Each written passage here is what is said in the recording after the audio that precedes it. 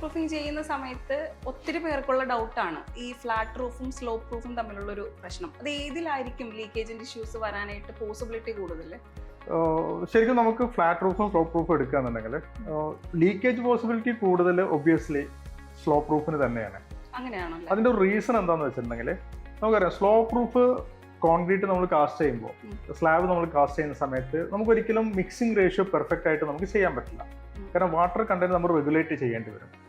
നമുക്ക് വെള്ളത്തിന്റെ യൂസേജ് നമുക്ക് അധികം പറ്റും. കാരണം സിമ്പിളായി പറഞ്ഞാൽ നമുക്ക് പുട്ടിനൊക്കെ പൊടി കുഴക്കുന്ന ആ ഒരു പാറ്റേണിലാണ് നമുക്ക് സ്ലോപ്പ് റൂഫിന്റെ കോൺക്രീറ്റ് മിക്സിംഗ് വരുന്നത്.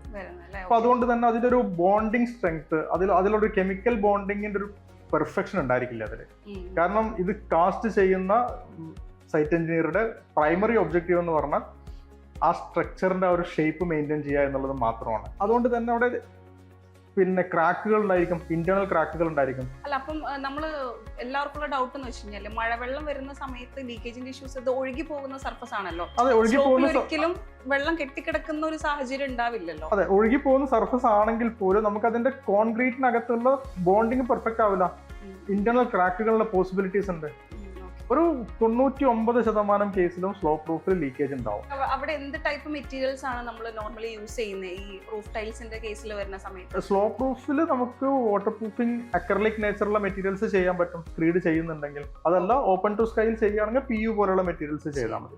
ഇനി അതേപോലെ തന്നെ നമുക്ക് ഫ്ലാറ്റ് റൂഫിന്റെ കേസും കൂടെ പറയാമെന്നുണ്ടെങ്കിൽ, ഫ്ലാറ്റ് റൂഫിൽ വരുമ്പോൾ മിക്സിംഗ് റേഷ്യോ പെർഫെക്റ്റ് ആയിരിക്കും, വാട്ടർ കണ്ടന്റ് ഉണ്ടായിരിക്കും. അതുപോലെ തന്നെ നീഡിൽ വൈബ്രേറ്റർ നമുക്ക് ഉപയോഗിക്കാൻ പറ്റും. വൈബ്രേറ്റേഴ്സ് ഒക്കെ ഉപയോഗിക്കുന്ന സമയത്ത് പെർഫെക്റ്റ് ആയിട്ട് ബോണ്ടായിട്ട് നിൽക്കും അത്.